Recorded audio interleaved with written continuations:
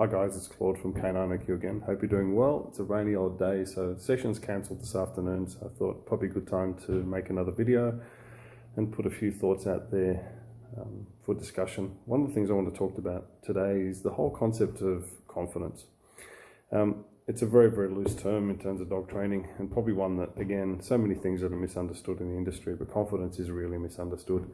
Probably the best way to describe confidence in the dog training perspective is to quote a good friend of mine, a gentleman by the name of Mr. Boyd Hooper.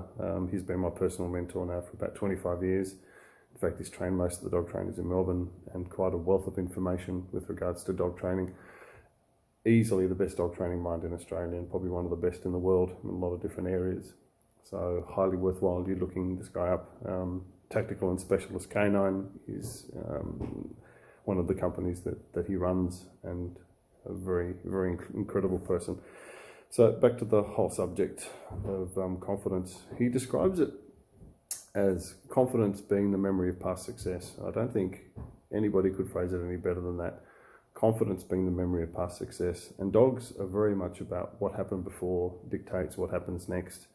So if you put a dog into an environment where it actually gets success through either a behavior or a process or a situation, and every single time they're put in that situation, they get success going forward, they will tend to repeat that behavior.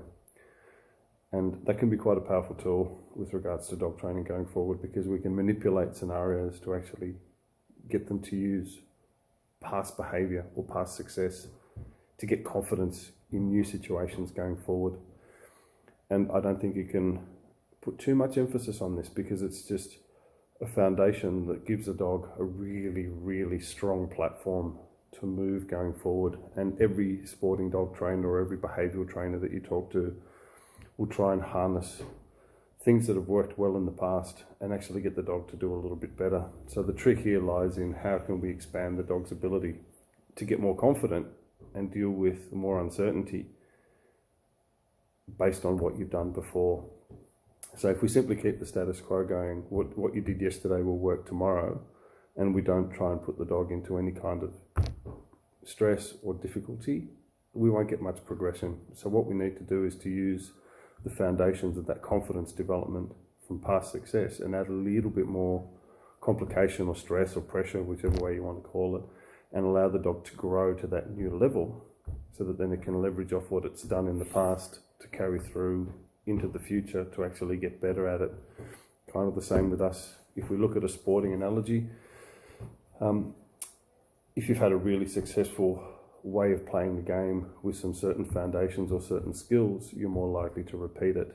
And the way that we learn in a sporting environment is that as your basic core skills get better, you are then able to play higher grades of sport because you are able to deal with more distractions.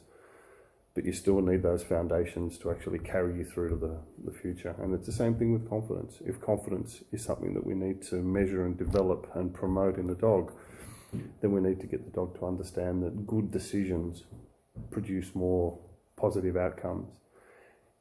And the dog starts to actually prioritize learning to make better decisions, because they are the ones that lead to success, and the less precise the decisions, they don't lead to as much success, which then forces the dog to actually try and prioritize how it approaches a particular scenario.